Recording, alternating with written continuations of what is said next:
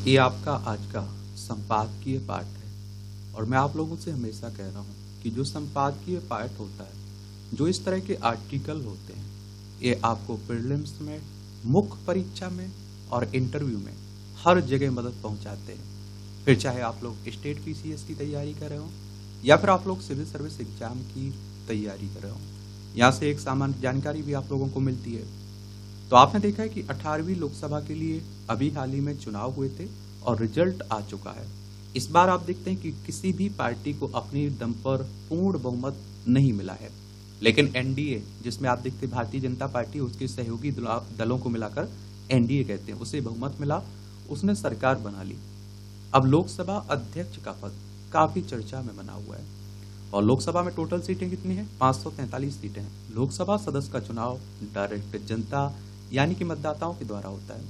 अगर आपकी उम्र 18 साल हो चुकी है तो वोटर सूची में आपका नाम जुड़ चुका होगा और आप लोग वोट डालने भी जाते होंगे। पहले 21 साल हुआ करती थी वोट देने की उम्र, फिर उसे घटाकर 18 कर दिया गया था 61वें संविधान संशोधन के द्वारा। अगर आपको लोकसभा का चुनाव लड़ना है तो आपकी उम्र कम से कम 25 साल होनी चाहिए। अधिकतम उम्र की कोई सीमा नहीं रखी गई है। ये चुनाव करवाता कौन है? इलेक्शन कमीशन ऑफ इंडिया, भारतीय निर्वाचन आयोग, एक संवैधानिक संस्था है। संविधान के अनुच्छेद 324 के तहत चुनाव आयोग की स्थापना की बात की गई है। 25 जनवरी 1950 में स्थापना हुई थी। 25 जनवरी को आप लोग मतदाता दिवस मनाते हैं।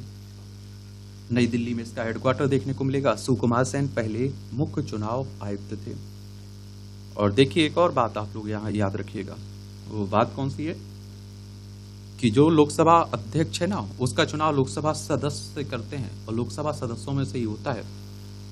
लोकसभा की उपस्थित और मत देने वाले सदस्यों के बहुमत से पारित संकल्प द्वारा लोकसभा के अध्यक्ष को उसके पद से हटाया भी जा सकता है। लोकसभा अध्यक्ष और लोकसभा का उपाध्यक्ष अपना त्यागपत्र एक दूसरे को देते हैं और संसदीय सचिवालय तथा संसद भवन लोकसभा के प्रशासनिक नियंत्रण में आता है। एक और धन विधेयक को लोकसभा अध्यक्ष प्रमाणित करता है। संयुक्त अधिवेशन की अध्यक्षता भी लोकसभा अध्यक्ष करता है।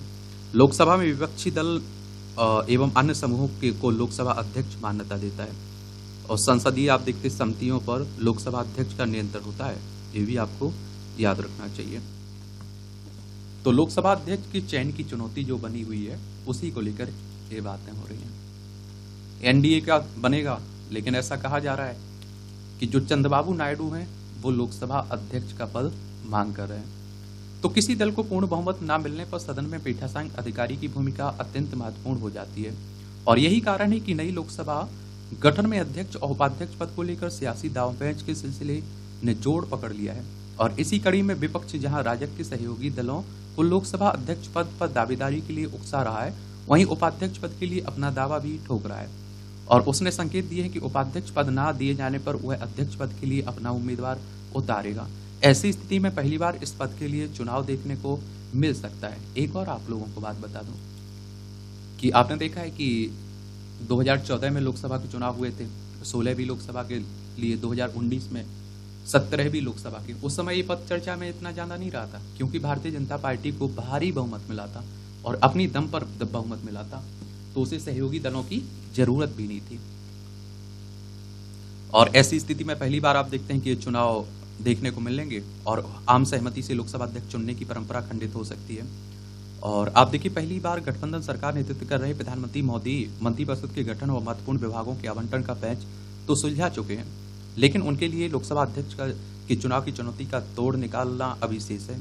और चूंकि आप देखिए लगातार 2 बार भाजपा को अपनी दम पर बहुमत प्राप्त था, तो पार्टी अपनी पसंद के लोकसभा अध्यक्ष को चुनती आई थी और ऐसी सरकारों में अध्यक्ष का रणनीतिक मत भी उतना नहीं रहा। और इस बार हालात बदले हुए हैं और बड़े फैसले के लिए मोदी सरकार को सहयोगी दलों के समर्थन की दरकार होगी।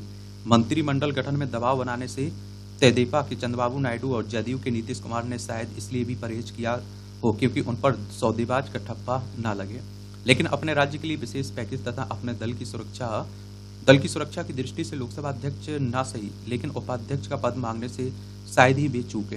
भाजपा के बाद तेदेपा और जदयू ही राज्य में दूसरे और तीसरे बड़े दल हैं। सदन संचालन और सरकार के संकट काल में लोकसभा अध्यक्ष की भूमिका निर्णायक होती है। लोकसभा अध्यक्ष को दलगत राजनीति से परे निष्पक्ष रूप से सदन की सुरक्षा की भूमिका निभानी चाहिए, लेकिन पीए संगमा और सोमनाथ चटर्जी जैसे ऐसे कुछ स्पीकर सिर्फ अंगुलियों पर गिने जा सकते हैं वर्ष 1967 में लोकसभा अध्यक्ष चुने जाने पर नीलम संजीव रेड्डी ने तो कांग्रेस की सदस्यता से यह कहते हुए इस्तीफा दे दिया था कि स्पीकर को किसी दल का सदस्य नहीं होना चाहिए, यानी कि भेदभाव न समझ में आए। वहीं संजीव रेड्डी 1977 में दूसरी बार अध्यक्ष बने। कुछ समय बाद वह देश के निर्विरोध राष्ट्रपति भी बने। 2008 में अमेरिका के साथ परमाणु संधि के विरोध में मनमोहन सिंह सरकार से समर्थन वापस लेने पर माकपा चाहती थी कि उसके सदस्य सोमनाथ चटर्जी स्पीकर पद छोड़ दें, लेकिन उन्होंने खुद को दलगत राजनीति से ऊपर बताते हुए इससे इनकार कर दिया था। बाद में माकपा ने अब देखिए चटर्जी को पार्टी से निलंबित कर दिया था। तो इस तरह के लोग भी हुए। कहते हैं ना कि देखिए इंसान मजबूत नहीं होता है, क्या होता है, वो पद मजबूत होता है, और उस पर बैठा हुआ आदमी किस तरह से अपना कर्तव्य निभा रहा है वो मायने रखता है। क्योंकि आप देखते हैं कि कई बार उसी पद पर ऐसा व्यक्ति बैठ जाता है जो बड़ा लाचार दिखता है, कमजोर दिखता है। विडंबना यह है कि पिछले कुछ दशकों में स्पीकर का पद दलगत राजनीति का अखाड़ा बन गया है। संवेदनशील मुद्दे पर बहस या अविश्वास प्रस्ताव पर निर्णय में तो स्पीकर की भूमिका अहम रहती है। किसी दल में बगावत या विभाजन में वह निर्णायक बन जाता है। शिवसेना और राष्ट्रवादी कांग्रेस पार्टी में विभाजन के घटनाक्रम में महाराष्ट्र विधानसभा अध्यक्ष की भूमिका की राजनीतिक गलियारों से लेकर न्यायपालिका तक में कड़ी आलोचना हुई है। और पीवी नरसिम्हा राव के प्रधानमंत्रित्व काल में तत्कालीन स्पीकर शिवराज पाटिल ने अजीत सिंह के जनता दल में विभाजन को एक जारी प्रक्रिया करार दिया था। और शायद आप देखते हैं कि शायद ऐसे उदाहरणों के चलते ही भी 16 सांसदों वाले तेदेपा और 12 सांसदों वाले जदयू लोकसभा अध्यक्ष के मुद्दे पर जोखिम मोल न लेना चाहें। और सत्तारूढ़ दल के लिए छोटे दलों में विभाजन कराना मुश्किल नहीं होता है। फिर इन दोनों दलों के अतीत में भाजपा से खट्टे मीठे रिश्ते भी रहे।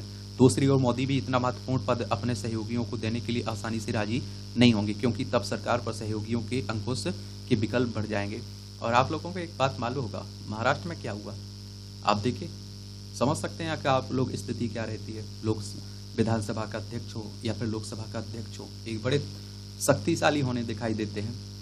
और कई बार आप देखते हैं कि जो विधायक पार्टी बदल चुके होते हैं उनकी सदस्यता रद्द करने में ये बड़ा लंबा समय भी लगाते हैं। भाजपा 15 अप्रैल 1999 को वाजपेयी सरकार का एक वोट से नाटकीय पतन भी नहीं भुला सकती है। तब तेदेपा के ही जीएमसी बालयोगी स्पीकर थे। अन्ना द्रमुक द्वारा समर्थन वापसी पर स्वयं ही बहुमत साबित करने के क्रम में गिरने वाली उस पहली सरकार के पतन में बसपा द्वारा कदम पीछे खींचने की बड़ी भूमिका रही है। लेकिन अंत में उड़ीसा के मुख्यमंत्री बन चुके कांग्रेसी सांसद गिरधर गौमांग को मतदान में भाग लेने की स्पीकर द्वारा दी गई अनुमति निर्णायक साबित हुई थी। अगर वो अनुमति ना देते तो सरकार न गिरती। गौमांग के वोट बिना पक्ष विपक्ष के वोट समान होते हैं, स्पीकर निर्णायक वोट दे पाते हैं। गठबंधन की सरकार में स्पीकर पर सहयोगी दलों को दे जाने की एक अघोषित परंपरा भी रही है। और वाजपेयी की राज्य सरकार में तेदेपा के जीएमसी बालयोगी के बाद शिवसेना के मनोहर जोशी भी स्पीकर बने। और मनमोहन सिंह की साम्प्रदायिक सरकार में भी माकपा के सोमनाथ चटर्जी स्पीकर बनाए गए थे। 18वीं लोकसभा के नवनिर्वाचित सदस्यों को 24 से 25 जून को शपथ दिलाने के लिए सबसे वरिष्ठ सदस्य को प्रोटेम स्पीकर नियुक्त किया जाएगा। और फिर 26 जून को नए स्पीकर का चुनाव सदन में मौजूद सदस्यों के बहुमत द्वारा किया जाएगा। मोदी सरकार के नजरिए से तो पिछली लोकसभा के स्पीकर ओम बिरला का कार्यकाल अच्छा ही रहा है। बिरला फिर चुनकर आए हैं, लेकिन बड़ी संख्या में विपक्षी सांसदों के निलंबन के मद्देनजर राजग सहयोगियों को भी उनके नाम पर आपत्ति हो सकती है। राजग में आप देखिए सहमति की जिम्मेदारी रक्षा मंत्री राजनाथ सिंह को दी गई है। और भाजपा आंध्र प्रदेश से अपना सांसद डॉक्टर पुरेंदेश्वरी का नाम आगे बढ़ा रही है। और उनका सशक्त पक्ष यह है कि वह तेदेपा के संस्थापक स्वर्गीय एनटी रामाराव की बेटी हैं। और आप देखिए चंद्रबाबू नायडू के रिश्तेदार हैं। इस बार भाजपा और तेदेपा में गठबंधन कराने में भी उनकी भूमिका बताई जा रही है। और पिछले चुनाव के परिणामों के मद्देनजर गठबंधन दोनों दलों की जरूरत भी थी, लेकिन नायडू अपनी राजनीति की चाबी पुरेंदेश्वरी के हाथ तो शायद ही देने को राजी है। ऐसे में नए लोकसभा अध्यक्ष का चयन राजग के घटक दलों में परस्पर विश्वास की भविष्य का संकेत भी इससे मिल जाएगा। लेकिन सबसे बड़ी चिंता का विषय सदन के संरक्षक की विश्वसनीयता को लेकर उठने वाले सवाल का होना चाहिए। लेखक वरिष्ठ पत्रकार राजनीतिक विश्लेषक हैं राजकुमार सिंह, इनके द्वारा ये आर्टिकल लिखा गया है। आप लोग क्या सोचते हैं, अपनी राय आप लोग जरूर बताया करिएगा। घातक सिद्ध होती प्रकृति से छेड़छाड़। और मैंने कहा ना कि अगर हमारी पृथ्वी माता से आप लोग भी छेड़छाड़ करता है कोई, जब वो बदला लेने की सोचते हैं तो हम लोग खून के आंसू रोकते हैं। और हम पेड़ काटे जा रहे हैं, उसे नुकसान पहुंचा जा रहे हैं, तब हम ध्यान नहीं देते हैं। मानसून के आगमन के बीच हम सब इसकी अनदेखी नहीं कर सकते हैं कि इस बार कितनी अधिक गर्मी पड़ रही है और लू का कहर किस तरह जानलेवा सिद्ध हुआ है। गर्मी और लू के प्रकोप का सामना दुनिया के अन्य देशों को भी करना पड़ रहा है, बहुत सारे लोगों की जान भी जा रही है। निस्संदेह मानसून राहत देगा, लेकिन हमें यह नहीं भूलना चाहिए कि मौसम में अप्रत्याशित बदलाव खतरे की एक घंटी है। पर्यावरणविदों के अध्ययनों के आधार पर यह साफ हो चुका है कि 2024 में गर्मी ज्यादा पड़ने वाली है। पर्यावरणविदों के अनुसार इस वर्ष अल नीनो का असर होगा और फिर उनके तत्काल बाद लालीना का भी। अल नीनो गर्मी को बढ़ाएगा तो लालीना आप देखिए शीतकालीन परिस्थितियों को और गंभीर कर देगा। एक अध्ययन के अनुसार 2023 में अल नीनो ने पिछले साल जुलाई को अत्यधिक गर्म किया। वैसे ही हालात इस साल जून के आसपास दिखे और अपने देश में देखें तो दिल्ली में तापक्रम 50 डिग्री के आसपास पहुंच गया और अन्य शहरों में भी इसी के आसपास तापमान पहुंचा था। पहाड़ों में भी आप देखिए गर्मी बढ़ी तो जैसलमेर में तापमान ने 55 का आंकड़ा छू लिया था। अब यह भी स्पष्ट हो चुका है कि 2024 तापक्रम वृद्धि को लेकर अच्छा नहीं कहा जा सकेगा और 2016 से 2019 के बाद 2023 में अल नीनो दूसरी बार आया और दिसंबर 2023 में यह अपने चरम पर था। समुद्री वायुमंडल के हालात बिगड़ने के कारण अगस्त 2024 में यह और प्रभाव डालेगा। इसके तुरंत बाद लालीना के प्रभाव की आशंका है और इस बार आप देखिए जापान और मेक्सिको में बसंत से पहले ही फूल खिलने लगे और इसी तरह यूरोप में फरवरी मार्च में ही हिमखंड पिघलने लगे और इसी समय आप देखिए अमेरिका के टेक्सास में तापक्रम 38 डिग्री के पार चला गया और भारत में भी आप देखिए गर्मी के जल्दी आने से वनों की आग ज़्यादा घातक हो गई है। जापान से लेकर आप देखिए मैक्सिको तक तापक्रम की वृद्धि पिछले कई महीनों से लगातार देखी जा रही है और पारिस्थितिकी तंत्र में कुछ बड़े मूलभूत परिवर्तन भी आ रहे हैं। अपने देश में जनवरी फरवरी कुछ इस तरह से बीते जैसे बसंत आ गया हो। बीते जाड़े में भी ठंड का अधिक प्रभाव नहीं था। वास्तव में लगातार लंबे समय से मौसम के व्यवहार का सही अनुमान नहीं लगाया जा पा रहा है और देश में आप देखिए बसंत वाली गर्मी पहले ही आ गई थी और उसने वनाग्नि जैसे दावानल के लिए दरवाजे खोल दिए। यह भी संज्ञान में लिया जाना जरूरी है कि पश्चिमी विक्षोभ जो पहले नवंबर दिसंबर के महीने में आता था इस बार फरवरी के अंत तक या फिर मार्च के पहले सप्ताह में ही दिखाई दे गया और यह एक बहुत बड़ा लक्षण है कि अब मौसम का समय अनुसार प्रभाव नहीं रहा। मौसम के अनुकूल ना होने के कारण हमारी पारिस्थितिकी तंत्र पर असर पड़ रहा है और इसके असर की खेती बाड़ी से लेकर वनों में बढ़ती हुई आग को लेकर देखा जा सकता है और इसका प्रभाव हर क्षेत्र पर पड़ रहा है और इसके साथ तूफान और बाढ़ कब आ जाए इसकी कल्पना नहीं की जा सकेगी। मौसम विभाग अब आने वाले समय में मौसम के हालात का सटीक विश्लेषण मुश्किल से कर पाएगा और मौसम में अप्रत्याशित बदलाव का सीधा असर पूरे आर्थिक सामाजिक परिस्थिति तंत्र पर पड़ना तय है। तापक्रम के बढ़ने के कारण इसका असर अन्य वन्य जीव से लेकर मनुष्यों पर दिखाई देगा। कई तरह की बीमारियों भी पनपेंगी, खासतौर पर से भी आप देखिए जो उस उमस के कारण आती हैं। उमस भरी गर्मी को झेलने के लिए एसी का उपयोग वातावरण में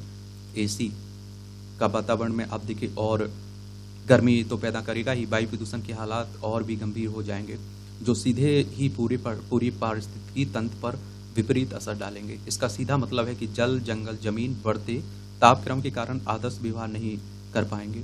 एक लंबे समय से मौसम में अप्रत्याशित बदलाव आ रहा है लेकिन हम चेत नहीं रहे हैं। यह कड़वा सच है कि अब हमारे पास बहुत ज़्यादा समय नहीं बचा है हम अपनी पुरानी परिस्थितियों को वापस ला पाए।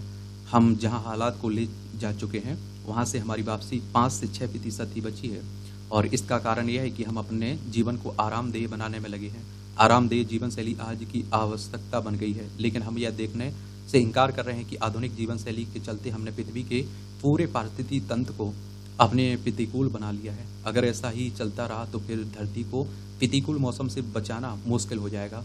इतना तो हमारी समझ में आना ही चाहिए कि हम पृथ्वी को उतना ही भोगें जितना उसमें जोड़ पाएं। पिछले 200-300 वर्षों में हमने पृथ्वी से जितना कुछ लिया है उसका 5% भी उसे वापस नहीं कर पाए। हम लोग एक तरह से हम लोग लालची हो रहे हैं। हम अपने काम का तो नफा नुकसान जांचते हैं पर धरती के पारिस्थितिकी तंत्र के हिसाब किताब में फैले। प्रकृति के पास कई तरीके हैं कि वह हमें रास्ते पर लाए। कुछ अप्रत्याशित रूप में प्रकट होता है जो हमसे कुछ छीन लेगा। कोविड की मार तो याद होगी ही, वह प्रकृति कहर ही था और जिसने हमें बताया कि हमें समय रहते अपनी सीमाएं तय कर लेनी चाहिए। प्रकृति हमारी मनमानी ज़्यादा सहन नहीं करेगी। हम सुनार की तरह सुनार की तरह ही गए जो जीवन की चमक धमक देखते हैं, जबकि प्रकृति लोहार की तरह है जो तप तप कर बनती है। और यह कहावत तो हमें पता ही होगी कि 100 सुनार की और 1 लोहार की, मतलब टुकड़ों टुकड़ों में हमारी चोटों के बदले लोहार की एक ही चोट हमें नेस्तानाबूद करने के लिए काफ़ी है। और इसका उदाहरण आपने दुबई में देखा है, किस तरह से बरसात हुई है रेगिस्तान में, और आए दिन आप लोग देखते रहते हैं, कहीं बाढ़ आ रही है, कहीं सूखा पड़ रही है, बेमौसम बरसात हो जा रही है। लेखक पर्यावरणविद हैं, इनका नाम है अनिल जोशी, इनके द्वारा ये आर्टिकल लिखा गया है। आप क्या सोचते हैं? अपनी राय आप लोग दिया करिएगा, बताया करिएगा। और आप देखिए हम लोग कितने लालची हो गए। पहले आपने देखा होगा कि आपके घर के आसपास पेड़ पौधे होते थे, और आप देखिए कि कूलर की, एसी की हमारे गांव में तो ज़रूरत नहीं पड़ती थी। आज आप देखिए वहाँ भी ज़रूरत पड़ने लगी, आसपास के पेड़ गायब हो गए। लेकिन फिर भी अभी हम लोग नहीं जाग रहे हैं। और कोरोना महामारी में आपने ऑक्सीजन के लिए जिस तरह से लोगों को तड़पते हुए देखा है, परेशान होते हुए देखा है, ऑक्सीजन की पेड़ों की कीमत तो समझ में आ गई होगी। मैं तो यहाँ तक कहता हूँ कि जो हमारे फेफड़े हैं उसका एक हिस्सा पेड़ भी है। संकट से कैसे उभरें? एक समय एक सा नहीं रहता है। छोटी बड़ी कठिनाइयाँ और चुनौतियाँ आती जाती रहेंगी। सफलता का मार्ग इन्हीं से जूझ कर मिलता है। और प्रतिकूल परिस्थितियों में 2 विकल्प रहते हैं, घुटने टेक दें या फिर उसका सामना करें। घुटने टेकना सरल है, औसत सोच वाला यही करता है। फिर वह अपनी दुर्दशा हर किसी की को वंचिता भाग्य को कोसता है। दूसरी ओर आप देखिए, स्वयं की अथाह शक्ति के प्रति आश्वस्त व्यक्ति विकट परिस्थिति से कतराता नहीं है, बल्कि उससे भिड़ता है और विजयी होकर यश का भागी बनता है। अपनी व्यथा दूसरों से साझा करना स्वीकारोक्ति है। और संबद्ध व्यक्ति को कुछ नहीं सूझ रहा और उसे सहानुभूति चाहिए। अपनी चिंताएं दूसरों पर डालता व्यक्ति घर, परिवार और समाज पर बोझ होता है। अधिसंख्यक जन उससे दूरी बना लेते हैं। समाज और राष्ट्र निर्माण में हमें ऐसे व्यक्ति चाहिए जो दूसरों को सशक्त बनाए, और वे नहीं जो स्वयं पर बोझ हों एक तरह से। और जीवन का भरपूर आनंद वे लोग उठाते हैं जो संकट के क्षणों में शिकायत मुद्रा में ढल जाने की अपेक्षा अपने मन का दीप विज्वलित करते हैं। और संकट जितना गहरा होता है उसी अनुपात में अंतर्निहित दीप का विकासवान करना होता है। फिर एक नवनिर्मित आभा सभी दिशाओं से अनुकूल शक्तियों को आकृष्ट करती है। तब अप्रत्याशित स्रोतों से सहायतार्थ प्रकट हुए और अनेक हाथ पहुंचने लगते हैं। तुम्हें क्या चाहिए? मनुष्य प्रेम सौंदर्य विकास की ओर आकृष्ट होता है। दूसरों पर सवार रहने का अवसर तलाशने वाले का द्वीप नहीं जलता है। विपन्नता आप देखिए और निराशा के दौर में मुख्य मुद्रा को प्रफुल्लित प्रसन्नचित रखने के अभ्यस्त हो जाएंगे तो राह अवश्य मिलेगी। और जिसने कालचक्र थपेड़े सहे हैं उनसे सीखा और स्वयं को तराशा है, उसी ने बुलंदियां छुई हैं। और अतः प्रत्येक समस्या को उपहार माने। और मैं आप लोगों से कहता हूँ हमेशा कि अपने आप को मजबूत रखिए। और अगर आप कमज़ोर हैं भी, किसी भी तरह से कमज़ोर हैं, तो आप किसी को एहसास मत होने दीजिए, क्योंकि आपकी कमज़ोरी का पता चलेगा ना कि आपकी बुरी स्थिति चल रही है, लोग आपको छोड़ना शुरू कर देंगे। और यहाँ तक कह देता हूँ मैं तो, कभी रोने का मन करे, कभी दुख लगे तो अकेले में रो लीजिए, लेकिन सबसे खुश होकर मिला करिएगा। लोग मज़े लेते हैं, कोई सहानुभूति नहीं रखता है आज के समय में। जम्मू कश्मीर में चुनाव, तो आपने देखा है कि 370-35 से हटने के बाद जम्मू कश्मीर को 2 भागों में बांट दिया गया, लद्दाख और जम्मू कश्मीर। और दोनों केंद्र शासित प्रदेश हैं। बस जम्मू कश्मीर में दिल्ली की तरह विधानसभा आपको देखने को मिलेगी। तो अंतर्राष्ट्रीय योग दिवस के अवसर पर श्रीनगर पहुंचे प्रधानमंत्री नरेंद्र मोदी ने यह कहकर जम्मू कश्मीर के लोगों की उम्मीदें जगाने का काम किया है कि यहाँ पूर्ण राज्य के दर्जे को बहाल किया जाएगा। उन्होंने जम्मू कश्मीर में विधानसभा चुनाव की तैयारियों का भी उल्लेख किया है। इन तैयारियों का संकेत चुनाव आयोग की ओर से मतदाता सूची ठीक करने की घोषणा से भी मिला था। भाजपा की ओर से चुनाव प्रभारी नियुक्त करने से भी, चूंकि सुप्रीम कोर्ट जम्मू कश्मीर में इस वर्ष सितंबर के पहले तक विधानसभा चुनाव कराने के लिए निर्देश दे चुका है, और इसलिए यहाँ हरियाणा, महाराष्ट्र, झारखंड के साथ ही चुनाव होने के आसार बढ़ गए हैं। एक बात और याद रखिएगा कि सुप्रीम कोर्ट की स्थापना कब हुई थी? 28 जनवरी 1950 में। एक संवैधानिक संस्था है, संविधान के अनुच्छेद 124 के तहत सुप्रीम कोर्ट की स्थापना की बात की गई। जम्मू कश्मीर विधानसभा चुनाव की तैयारियों को इसलिए भी बल मिला है क्योंकि हाल ही में संपन्न लोकसभा चुनाव में जम्मू कश्मीर के साथ साथ कश्मीर के लोगों ने भी बढ़ चढ़कर मतदान में भाग लिया है। और इससे यही स्पष्ट हुआ कि घाटी के लोग मुख्य धारा में शामिल होने को तैयार हैं और वे लोकतांत्रिक प्रक्रिया की महत्ता भी समझ चुके हैं। यह स्थिति बनी तो इसलिए क्योंकि एक और जहां कश्मीर में आतंक का असर कम हुआ है, वहीं दूसरी ओर आप देखिए लोकसभा चुनाव की प्रक्रिया निष्पक्षता से आयोजित की गई। इसका श्रेय चुनाव आयोग को भी जाता है, केंद्रीय सत्ता के साथ सुरक्षा बलों को भी जाते हैं। और निसंदेह आप देखिए प्रधानमंत्री के कथन से यह स्पष्ट नहीं होता है कि जम्मू कश्मीर को पूर्ण राज्य के दर्जे की बहाली चुनाव के पहले होगी या बाद में। चूंकि मोदी सरकार जम्मू कश्मीर के पूर्ण राज्य के दर्जे को बहाल करने की प्रतिबद्धता कई बार व्यक्त कर चुकी है, इसलिए एक ना एक दिन तो यह होना ही है। लेकिन उचित यह होगा कि विधानसभा चुनाव के बाद ही इस बारे में कोई फैसला लिया जाए। ऐसा इसलिए किया जाना चाहिए क्योंकि एक तो जम्मू कश्मीर को आतंकवाद से पूरी तरह मुक्ति नहीं मिल गई, और दूसरी विभाजनकारी अनुच्छेद 370 को हटाए जाने के बाद जो आवश्यक कदम उठाए जाने चाहिए थे उनमें से कुछ अभी भी नहीं उठाए जा सके। उदाहरण स्वरूप पाकिस्तान पर आयोजित आतंकवाद के चलते कश्मीर से जो लाखों कश्मीरी हिंदू पलायन के लिए विवश हुए थे वे अभी अपने घरों को लौटने में सक्षम नहीं थे। इसका मुख्य कारण उनकी सुरक्षा के लिए खतरा है। इसकी अनदेखी नहीं की जा सकती है कि कश्मीर में कश्मीरी हिंदुओं और देश के दूसरे हिस्सों से गए लोगों को रह रहकर निशाना बनाया जाता रहता है, और ऐसे में आवश्यक ही नहीं है बल्कि अनिवार्य भी है कि जम्मू कश्मीर को पूर्ण राज्य का दर्जा प्रदान करने की पहले ऐसी स्थितियों का निर्माण किया जाए जिससे जो कश्मीरी हिंदू अपने घरों को लौटना चाहते हैं वे ऐसा करने में समर्थ रहें और आप देखिए सुरक्षित महसूस करें अपने आप को। और इसके साथ यहाँ ऐसे उपाय भी अवश्य किए जाने चाहिए जिससे अलगाव और आतंक के समर्थक चुनाव प्रक्रिया का लाभ ना उठा पाए। एक था अकबर नगर। एक कुकरेल नदी की जमीन को अतिक्रमणवादियों से मुक्त कराकर लखनऊ प्रशासन ने एक ऐसा उदाहरण प्रस्तुत किया जो आगे चलकर उत्तर प्रदेश की सभी छोटी नदियों को कब्जा मुक्त करने में प्रेरक हो सकता है।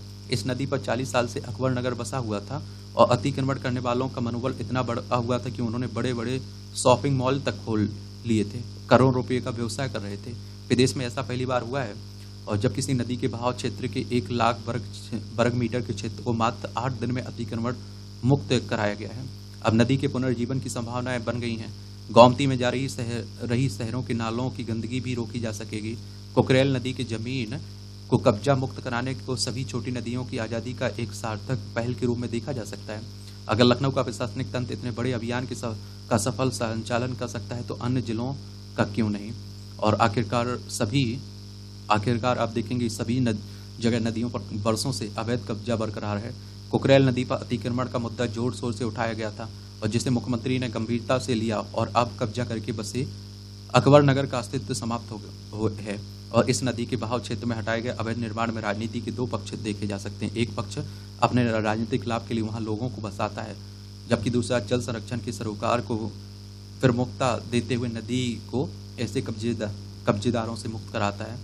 राजनीतिक दलों के लिए वोट महत्वपूर्ण होते हैं लेकिन नदियों की कीमत पर उनकी लालसा नहीं होनी चाहिए। अब राज्य सरकार को कुकरेल के संरक्षण संवर्धन के साथ उसके सौंदर्य का चिंता करनी चाहिए। इसे ऐसे क्षेत्र के रूप में विकसित किया जाए कि पूरे देश में इसकी चर्चा हो।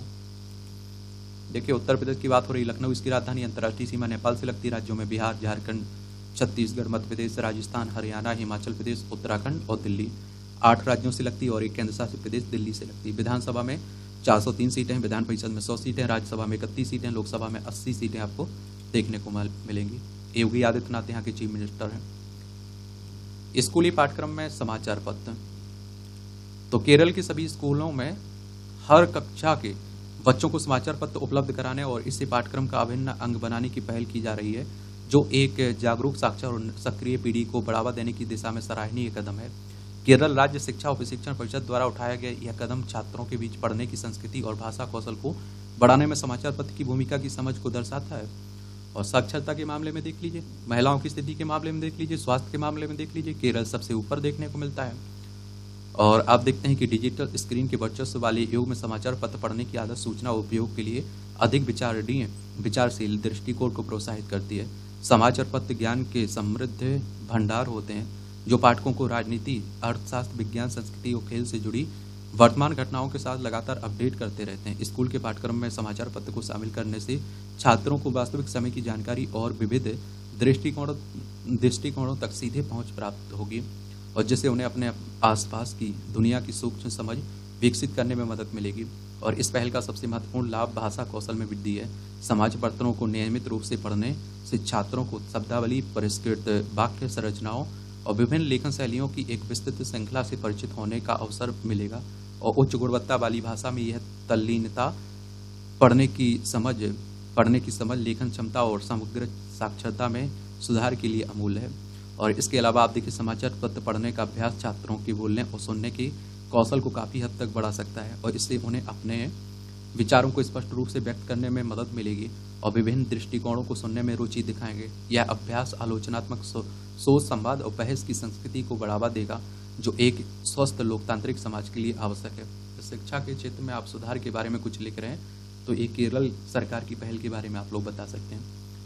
आज की सूचना समृद्ध दुनिया में मीडिया साक्षरता एक आवश्यक योग्यता है। समाचार पत्र की सामग्री के साथ आलोचनात्मक रूप से जुड़ने से छात्र विश्वसनीय समाचार और गलत सूचनाओं के बीच अंतर करना सीखेंगे। यह कौशल ऐसे युग में विशेष रूप से महत्वपूर्ण है जहां फर्जी खबरें और गलत सूचनाएं व्याप्त हैं, जो अक्सर भ्रम और गलतफहमी का कारण बनती हैं। पाठ्यक्रम में समाचार पत्र को शामिल करने से सीखने के लिए कई रचनात्मक रास्ते भी खुलेंगे। स्कूली पाठ्यक्रम में समाचार पत्र को शामिल करके केरल उदाहरण स्थापित कर रहा है, जिसका अनुसरण अन्य राज्यों को भी करना चाहिए। यहाँ आप देखिए टिप्पणियाँ रहती हैं, पढ़ना हुआ तो पढ़ सकते हैं। इसकी पीडीएफ आपको टेलीग्राम पर डाल देता हूँ, एजुकेशन सर्कल प्लेटफॉर्म है ना, वहाँ से जाकर आप लोग डाउनलोड कर सकते हैं। ये भारतीय स्टार्टअप्स की घर वापसी, इस तरह के आर्टिकल लिखे हों तो बड़ी अच्छी बात है। तो आप देखिए कि बीते कुछ वर्षों के दौरान भारत में स्टार्टअप्स को अनेक चुनौतियों का सामना करना पड़ा और आप देखेंगे कि जिस कारण कई अन्य देशों की ओर पलायन कर गए, परंतु इनमें से कई अब भारत लौट रहे हैं और जिसे रिवर्स फ्लिपिंग कहा जाता है। और वस्तुतः फ्लिप करने वालों के पसंदीदा गंतव्य सिंगापुर, मॉरिशस और यूनाइटेड किंगडम थे, जबकि आप देखते हैं कि भारतीय स्टार्टअप फ्लिपिंग के माध्यम से भारत के विनियामक दायरे से बाहर हो गए थे। उन्होंने अभी एक व्यावसायिक रणनीति के रूप में रिवर्स फ्लिपिंग के माध्यम से भारतीय विनियामक ढांचे के तहत आना चुना है और यह एक महत्वपूर्ण बदलाव है जिसके कारणों और प्रभावों को समझने की आवश्यकता है। उल्लेखनीय है कि फ्लिप करने वाले स्टार्टअप वे हैं जिनके प्रमोटर भारत से हैं और उन्होंने भारतीय संसाधनों, मानव पूंजी और सरकारी सहायता से अपना कारोबार खड़ा किया है। फ्लिप करने के कारण क्या है? तो फ्लिप करने का पहला कारण यह है कि भारतीय नियामक प्रणाली, भारतीय कर कानून और भारतीय अधिकारियों की जांच से बचना चाहते थे और दूसरा कारण यह है कि विभिन्न अंतर्राष्ट्रीय निवेशक उन कंपनियों को विदेश में फ्लिप करने के लिए मजबूर करते थे जहां वे अपना पैसा लगाते थे। वे इन स्टार्टअप्स में निवेश करने से पहले इसे एक पूर्व शर्त के रूप में रखते और चाहते थे कि इन स्टार्टअप्स का डाटा और बौद्धिक संपदा विदेश में हो। तीसरा आप देखें, अमेरिका, सिंगापुर जैसे कई देशों ने स्टार्टअप और निवेशकों को आकर्षित करने के लिए कई अनुकूल नीतियां बनाई, जैसे कि कॉर्पोरेट टैक्स की कम दर, स्थिर जीएसटी, शून्य पूंजीगत लाभ कर और में दर और दोहरे कर से बचाव संधियां आदि। चौथा, ये स्टार्टअप कर अपने शेयरों को विदेश में सूचीबद्ध करना चाहते थे क्योंकि उन्हें लगता था कि अभिनव विचारों को बेहतर मूल्यांकन मिलता है। और स्पेशल पर्पस इक्विजिशन कंपनी एक ऐसा मॉडल है जिसने कई स्टार्टअप्स को अपनी होल्डिंग कंपनियों को अमेरिका में सूचीबद्ध करने के लिए आकर्षित किया। और अंतिम महत्वपूर्ण कारण, कराधान के मामले में भारतीय घरेलू निवेशकों के लिए समान अवसर की कमी थी और जिस कारण विदेशी निवेशकों ने अधिक लाभ उठाया। और फ्लिपिंग के नुकसान क्या है? देखिए, अब कारण हो गए, नुकसान हो गए। तो नुकसान में बात करें तो भारत से कंपनियों के फ्लिपिंग का पहला और सबसे बड़ा नुकसान संपत्ति व आय पैदा करने वाली संपत्ति का है। जब कोई भारतीय कंपनी विदेशी क्षेत्राधिकार में शामिल किसी कंपनी की सहायक कंपनी बन जाती है या दूसरे शब्दों में एक विदेशी कंपनी बन जाती है तो सरकार न केवल पूंजीगत लाभ कर राजस्व का अवसर खो देती है बल्कि स्टॉक एक्सचेंज पर कंपनी की लिस्टिंग से संभावित पूंजी निर्माण से भी वंचित हो जाती है। और दूसरा, देश की बौद्धिक संपदा विदेशी देशों को हस्तांतरित हो जाती है और डाटा पर आप देखते हैं कि अधिक भी विदेशियों को मिल जाता है और इन स्टार्टअप्स का कारोबार हर साल 100 से 200% तक की दर से बढ़ता है। और आप देखिए, इस तरह के ग्राहकों के महत्वपूर्ण आंकड़ों की एक बड़ी मात्रा पर अधिकार अन्य देशों को हस्तांतरित हो जाता है। बौद्धिक संपदा में भविष्य की वृद्धि और विस्तार के सभी लाभ भी अन्य देशों को हस्तांतरित हो जाते हैं। तीसरा, फ्लिप करने वाले स्टार्टअप भारतीय कर क्षेत्राधिकार और अन्य विनियामक ढांचे से बाहर हो जाते हैं और इस तरह आप देखेंगे कि वे अपने भारतीय समकक्षों पर बढ़त हासिल कर लेते हैं। चौथा, चूंकि फ्लिप किए गए स्टार्टअप्स का मुख्यालय विदेश में होता है, इसलिए उनके फंड के स्रोत को जानना मुश्किल हो जाता है। यह देश के लिए एक बड़ा सुरक्षा जोखिम है और युद्ध जैसी स्थितियों में यह जोखिम कई गुना बढ़ जाता है। और आप देखिए, पड़ोसी देशों से निवेश लेने से पहले अनुमति की शर्त फ्लिप किए गए स्टार्टअप पर लागू नहीं होती है। पांचवी, हमारे स्टार्टअप के फ्लिप करने का नुकसान यह भी है कि इससे शेयर बाजार की वृद्धि पर प्रतिकूल प्रभाव पड़ता है। और क्यों लौट रहे हैं भारतीय? तो सरकार का दावा है और शायद यह सही भी है कि भारत की मजबूत वृद्धि घरेलू स्टार्टअप के रूप में रिवर्स फ्लिपिंग की प्रवृत्ति को जन्म दे रही है। जो कभी पूंजी तक पहुंच और कर लाभ के लिए विदेश जाते थे, अब वे घर लौट रहे हैं। विकास और तकनीकी विकास के साथ कई अन्य कारण भी हैं जो इस रिवर्स फ्लिपिंग को चलाते हैं। और सबसे पहला कारण है कि भारत के स्टार्टअप इकोसिस्टम ने एक दशक के परिपक्वता हासिल की है। उद्यमियों के लिए अधिक सहायक वातावरण और फंडिंग, प्रतिभा और आप देखिए बुनियादी ढांचे तक बेहतर पहुंच, सरकार द्वारा उद्यमशीलता को बढ़ावा देने और व्यापार करने में आसानी के लिए कई पहल की गई हैं और जिसमें कर प्रोत्साहन और स्टार्टअप के लिए समर्पित कार्यक्रम शामिल हैं। दूसरा, भारत अपने उपभोक्ता बाजार के कारण व्यवसाय शुरू करने और विस्तार करने के लिए पसंदीदा गंतव्य बनता जा रहा है। और तीसरा, आप देखिए भारत की उद्यम पूंजी और निवेश इक्विटी परिस्थिति की तंत्र भी काफ़ी विकसित हुआ है और जो आप देखते हैं कि पूंजी की तलाश करने वाले स्टार्टअप्स के लिए पर्याप्त फंडिंग के अवसर प्रदान करता है। चौथा, आप देखते हैं कि पहले घरेलू बीसी के लिए समान अवसर की कमी थी क्योंकि वे अपने विदेशी समकक्षों की तुलना में अधिक कर का भुगतान कर रहे हैं।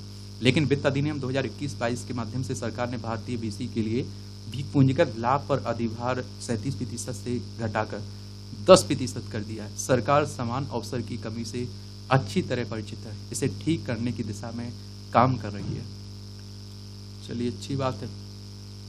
एक, किसानों की आय बढ़ाने की समक्ष चुनौतियां। आपने देखा होगा 2022 तक किसानों की आय दोगुनी करने की बात हुई थी ना। हाल ही में केंद्रीय कैबिनेट ने एक महत्वपूर्ण निर्णय लेते हुए खरीफ मौसम की 14 फसलों का न्यूनतम समर्थन मूल्य MSP बढ़ा दिया है। देश की अर्थव्यवस्था उद्योगों और व्यवसायों से ही नहीं, खेती किसानी से भी संचालित होती है।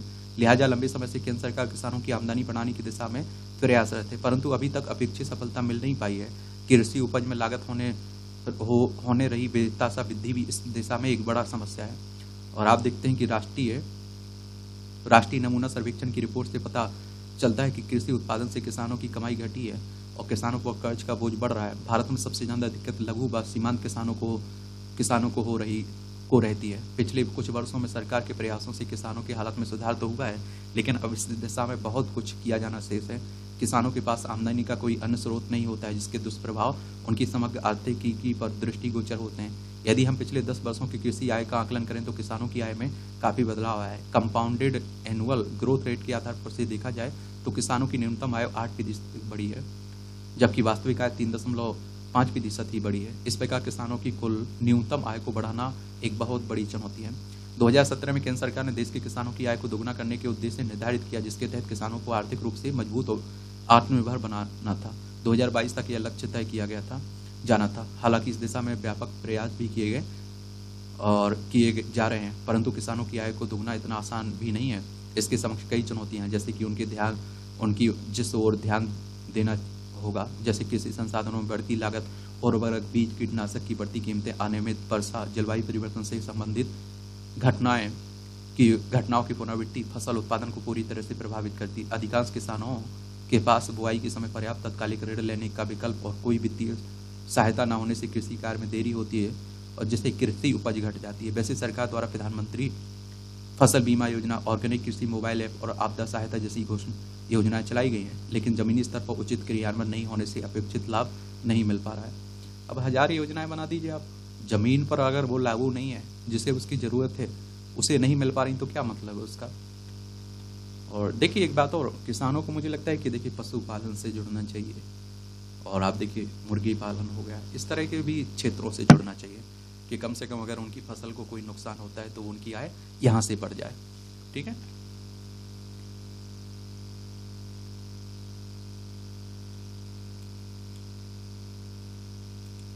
ये आप देखिए सड़क और रेल मार्ग से यात्रा होगी सहज सुगम। बंगाल में सिलीगुड़ी के निकट हाल ही में एक रेल हादसे के बाद सुरक्षित ट्रेन यात्रा पर सवाल उठाए जा रहे हैं, परंतु पिछली लगभग एक दशक में इस मोर्चे पर बहुत काम हुआ है। जिससे परिचालन संबंधी खतरे की आशंकाओं को कम करने में व्यापक सफलता मिली है। सबसे बड़ा काम रेलवे फाटकों को खत्म करने की दिशा में हो रहा है। इससे सभी प्रकार के ट्रेनों की गति बढ़ रही है, यात्रा सुरक्षित भी हो रही है, यातायात जाम से मुक्ति मिलने के चलते पर्यावरण का संरक्षण भी हो रहा है। और आप देखिए, वस्तुतः रेलवे फाटक पर दो तरफा खतरा होता है। थोड़ी भी लापरवाही हुई तो किसी सड़क और रेल ट्रैक से गुजरने वाले यात्रियों के साथ अनहोनी हो जाती है। इसलिए सतर्क रेल कर्मचारी की सुरक्षा का सर्वश्रेष्ठ साधन होता है। रेल फाटक दो तरह के होते हैं, मानव रहित और मानव सहित। अच्छी बात है कि रेलवे ने अपने सभी ब्रॉड गेज पर मानव रहित रेल फाटकों को जनवरी 2019 में ही समाप्त कर दिया एक तरह से।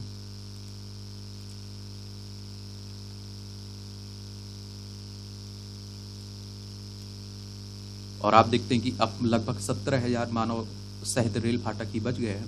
उम्मीद की जा रही कि रेलवे क्रॉसिंग लेवल पर होने वाले हादसों पर एक तरह से अंकुश लगा चुके भारतीय रेलवे ने सुरक्षित सड़क और रेल परियोजना की दिशा में कदम आगे बढ़ा दिया है। देश भर में बड़ी संख्या में रोड, ओवरब्रिज और अंडरपास बनाए जा रहे हैं। अक्सर लोग जल्दबाजी के चक्कर में रेलवे फाटक पार करने की गलती करते थे और कभी कभी अपनी जान भी गंवा बैठते थे। यह बड़ी समस्या थी और इस तरह के कई वीडियो आपने देखे होंगे। और समस्या थी जिसे रेलवे ने चुनौती की तरह लिया। दशक भर पहले समाधान की दिशा में दोहतरफा प्रयास शुरू किए गए। लोगों को जागरूक करने के साथ साथ मानव रहित रेलवे क्रॉसिंग को पूरी तरह खत्म करने का निश्चित किया गया। युद्ध स्तर पर काम करते हुए 5 वर्ष पहले ही ब्रॉड गेज पर आप देखते हैं कि सभी मानव रहित फाटकों को समाप्त कर दिया गया। और इस तेजी का अंदाजा इसी से लगाया जा सकता है कि 2004 से 2014 के दौरान मात्र 1137 मानव रहित रेलवे फाटक हटाए गए थे, जबकि अगले 10 वर्षों में आप देखिए 2014 से 2024 के दौरान 7075 रेलवे फाटकों को हटाया गया। अब मानव युक्त रेलवे फाटकों को भी खत्म करने की दिशा में तेजी से आगे बढ़ चुके हैं और बड़ी संख्या में रोड, ओवरब्रिज और अंडरपास बनाए जा रहे हैं। इस गति का अनुमान इन आंकड़ों से लगाया जा सकता है कि वर्ष 2004 से 2014 के दौरान 4148 ओवरब्रिज और अंडरपास ही बनाए जा सके हैं। वहीं आप देखिए वर्ष 2014 से 2024 के दौरान यह संख्या 11,945 पहुंच गई है। और वस्तुतः भारतीय रेल ने चुनौतियों का डटकर सामना किया और कामयाबी की नई इबारत लिखी। लोगों की सुरक्षा की पुख्ता करने के लिए अब नए लक्ष्य को भी रेलवे जल्द प्राप्त करेगा। और इन्हीं प्रयासों के चलते रेलवे फाटकों पर होने वाले हादसों और मौतों में काफ़ी कमी आई है। 2004 से 2014 के दौरान रेलवे क्रॉसिंग पर अक्सर हादसे की खबरें आती रहती थी। आंकड़े बताते हैं कि तब इन हादसों को रोकने की दिशा में गंभीरता नहीं दिखाई गई। 2004 से 2014 के दौरान मानव युक्त रेलवे फाटकों पर कुल 67 हादसे हुए, जिनमें से 115 लोगों की जान गई। इसी दौरान मानव रहित रेलवे फाटकों पर 596 हादसे हुए, जिनमें आप देखिए 1439 लोगों की मौत हुई। किंतु वर्ष 2014 के बाद सुरक्षा के लिए उठाए गए कदमों का नतीजा यह है कि अब रेलवे फाटकों पर हादसा नहीं हो रहे हैं। अच्छी बात यह हुई कि 2023-24 में दोनों तरह के रेलवे फाटकों का एक भी हादसा नहीं हुआ और बड़ी संख्या में रोड, ओवरब्रिज, अंडरपास निर्माण से रेल परिचालन में सुधार होगा। हादसों का खतरा कम हो जाएगा और सुरक्षित रेल यात्रा को बल मिलेगा। ट्रेनों की औसत गति बढ़ेगी, साथ ही सड़कों पर वाहनों का बेहतर आवागमन भी हो सकेगा। ट्रैफिक रोकने की जरूरत भी नहीं रहेगी। इससे यात्रा समय में बचत भी होगी। ट्रैफिक जाम से होने वाली वायु प्रदूषण को कम करने में भी मदद मिलेगी। रेलवे का यह कदम सुरक्षा के लिहाज से तो महत्वपूर्ण है ही, विकास को बढ़ावा देने और पर्यावरण संरक्षण की दिशा में भी रेलवे का प्रयास कारगर साबित होगा। अच्छी बात, गलत क्या है? ये आमजन का कितना काम करते हैं सांसद। चलिए आप लोग देखते रहिए, राजनीति की बातें होती रहती हैं। पढ़ना हुआ करे, दिलचस्पी हुआ करे तो पढ़ सकते हैं आप लोग। एक आर्टिकल आपका जनसत्ता का बड़ा अच्छा लिखा जाता है, एक भी पढ़ लिया करिएगा। खुदरा बाजार में जादुई बदलाव। तो हाल के वर्षों तक विच्छिन्न रहा भारत का किराना बाजार नए जमाने के ग्राहकों को बेहतर अनुभव प्रदान करने की दृष्टि से तेजी से बदल रहा है। यह वैश्विक माध्यमों तक अपनी सीधी पहुंच बढ़ा रहा है और गौरतलब है कि भारत दुनिया के सबसे तेजी से बढ़ते किराना बाजारों में से एक है और अगले वर्ष तक 8% की विकास दर के साथ इसके 21 से 25 अरब डॉलर तक पहुंच जाने का अनुमान है। ई किराना कंपनियां तेजी से उपभोक्ताओं की मांग पूरी करने की दिशा में कदम बढ़ा रही हैं। तो उत्पादों की गुणवत्ता, उपलब्धता, डिब्बाबंद वस्तुओं की मांग, ब्रांड सहमेल, उपभोक्ता मानसिकता में बदलाव आदि कारक भी इस क्षेत्र के विकास में महत्वपूर्ण भूमिका निभा रहे हैं। हमारे देश में क्विक ई कॉमर्स बाजार लगभग $5 अरब का हो चुका है।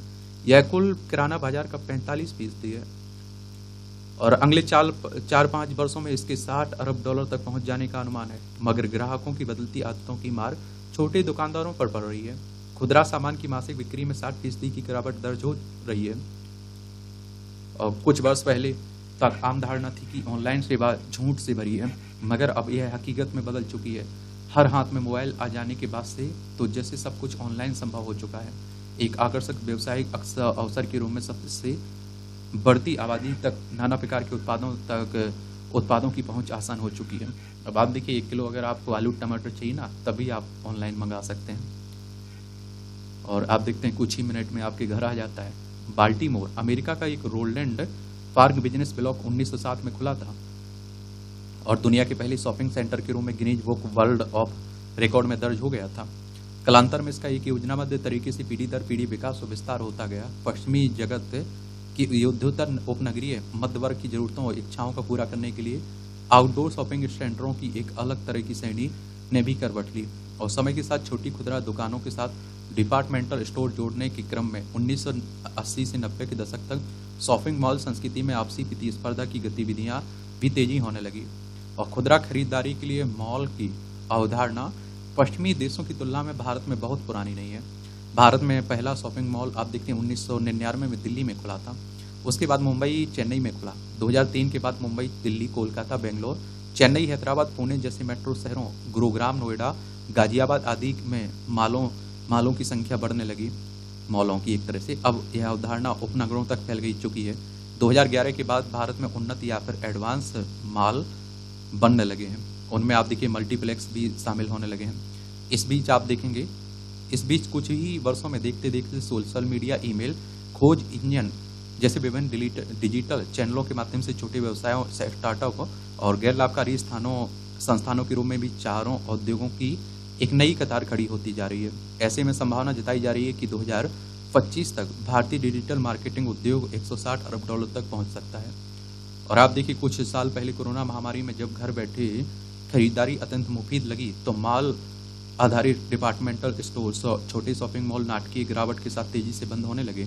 डिजिटल मार्केटिंग ने छोटी मछली दुकानदारों और शॉपिंग मॉल संचालकों की तो जैसे कमर ही तोड़ दी और बाजार की यह करवट देश के ग्राहकों को खूब रास आ रही है और भारतीय ई कॉमर्स बाजार ऊंची उड़ानें भर रहा है। एक तो आप देखते हैं कि तय करने का कोई मतलब नहीं रहता है। मुझे लगता है कि बड़ा अच्छा है, मंगाएंगे एक तरह से आप देखेंगे और हमें सीधी सी बात कहूँ कि मुझे तो लगता है कि अगर मैं दुकान पर जाऊँ और जूता लेने के लिए जा रहा हूँ, कोई चप्पल खरीदने के लिए जा रहा हूँ, कोई पैंट खरीदने के लिए जा रहा हूँ, तो आप वहाँ तय मुझे पता नहीं दुकानदार कितने पैसे मांगेगा, क्या करना पड़ेगा। यहाँ ऑनलाइन में आपने देखा है कि जितना पैसा डला हुआ है उतना आपको तय करने का मौका नहीं मिलता है। ये मेरे लिए तो देखिए फ़ायदेमंद रहता है क्योंकि कई बार अब सोचिए किसी ने अगर 2000 रुपये बता दिए किसी पैंट के तो हम कितना जाके बोलें, मुझे यही समझ में नहीं आता है। कई बार ठगा जाता हूँ। एरिक्सन ये आप देखिए कंज्यूमर लैब की रिपोर्ट के मुताबिक भारतीय अब प्रतिदिन औसतन 3.4 घंटे ऑनलाइन और स्मार्टफोन पर 5 से 6 घंटे बिता रहे हैं और जिस रफ्तार से ऑनलाइन खरीदारी विस्तार पा रही है, फैशन प्रौद्योगिकी घरेलू सजावटी जैसी ऑनलाइन शॉपिंग का भी विशाल उपभोक्ता वर्ग डिजिटल मार्केटिंग उद्योग की रणनीति का महत्वपूर्ण हिस्सा होता जा रहा है। Internet and mobile association of India का एक अध्ययन बताता है कि हजारों लाखों खातों के साथ डिजिटल क्षेत्र आम जीवन में संचार का एक अपरिहार्य उपकरण बन चुका है। एक समय में लाखों लोगों तक संदेश पहुंचाने की दृष्टि से ईमेल मार्केटिंग सबसे प्रभावी तरीकों में से एक हो चुकी है और दूसरी तरफ देखिए real estate consultancy firm night and Franklin की एक ताज़ा रिपोर्ट के अनुसार हमारे देश में छोटे शॉपिंग मॉल बहुत तेज़ी से बंद हो रहे हैं। ऑनलाइन खरीदारी से उन्हें तेज झटके भी लग रहे हैं। इसका सबसे बड़ा कारण मानवीय आधुनिकता के अंधाधुंध प्रभाव में निम्न और मध्यम वर्गीय प्राथमिकताओं में बदलाव आना है। और पिछले अब देखिए वर्ष तक देश में मॉल के अंदर किराए के लिए तैयार खाली दुकान की संख्या 238% बढ़ गई और इस गिरावट ने बड़े पैमाने पर बेरोजगारों को भी आबादी है। देश की व्यवसायिक क्षेत्र में इससे मझोले दर्जे के व्यापारियों को झटका लगा है। नाइट फ्रैंक की भारत के 29 शहरों के सर्वे पर आधारित थिंक रिटेल 2024 शीर्षक रिपोर्ट में आगाह किया गया कि बचे कुछ 132 छोटे शॉपिंग मॉल भी देर सवेर बंद होने के कगार पर हैं। इनकी 36.2% से ज़्यादा दुकानें खाली पड़ी हैं और इस तरह भवन निर्माताओं को 67 अरब रुपए से ज़्यादा नुकसान हो चुका है। बड़े शॉपिंग मॉल ही ऐसे झटकों से बचे हुए हैं। बीते वर्ष दिल्ली, मुंबई, बेंगलोर समेत देश के 8 महानगरों के 263 शॉपिंग मॉल बंद हो गए हैं। बंद होने वाले मॉल में सर्वाधिक दिल्ली एनसीआर के। और आप देखिए, भारतीय ऑनलाइन बिक्री में जोरदार वृद्धि हुई है और इस बदलते हालत का खुदरा रोजगार यानी कि स्थानीय श्रम बाजारों पर गंभीर प्रभाव देखा जा रहा है। शॉपिंग मॉल, डिपार्टमेंटल स्टोर आदि में हाल के वर्षों में अन्य प्रकार के खुदरा विक्रेताओं की तुलना में नौकरियां भारी गिरावट आई है। यह कार्य क्षेत्र ऑनलाइन शॉपिंग की लहर उठने के कारण सबसे अधिक आरक्षित हो चुका है। एक दशक पूर्व तक छोटे शॉपिंग मॉल, डिपार्टमेंटल स्टोर आदि खुदरा बाजार के विक्रेताओं से जुड़े रोजगार के नजरिए से पूरी महानगरीय बाजार व्यवस्था को एक खास दिशा में ले जाने की हैसियत रखते थे। अचानक ऑनलाइन शॉपिंग के हस्तक्षेप के बाद लाखों लोग नौकरियों से हाथ धो बैठे और सुखद यह है कि अन्य खुदरा क्षेत्रों में नौकरियों की संख्या लगातार बढ़ रही है। दूसरा सच ये भी है कि डिपार्टमेंटल स्टोर को अपने कर्मचारियों को सामान्य आबादी के वितरण के अनुपात में फैलाने के लिए प्रोत्साहन मिलता है, क्योंकि उनका व्यवसाय निजी होता है और पूरे देश में आप देखिए उनके उत्पादों की मांग होती है, इसलिए वे रोजगार के वैकल्पिक आधार भी दे रहे हैं। सच यह भी है कि साधारण नौकरियों की गिनती ही श्रम बाजार की स्थितियों के विवरों का एकमात्र प्रासंगिक तथ्य नहीं है। तकनीकी की बहुस्तरीय चाल ढाल के साथ इसके और भी कई विभिन्न आयाम प्रकट होते जा रहे हैं। ई कॉमर्स के बारे में एक आप लोग सामान्य जानकारी जरूर रखिएगा और इस तरह से आप देखेंगे कि आज के संपादकीय पाठ की कहानी खत्म होती है। आप लोग पढ़ते रहिए, एंजॉय करते रहिए। आपका कोई भी सवाल है मेरे लिए, सुझाव हो तो जरूर बताया करिएगा। मेरी तरफ से शुभकामनाएं। बाकी ईमानदारी से आप लोग मेहनत करिए। धन्यवाद।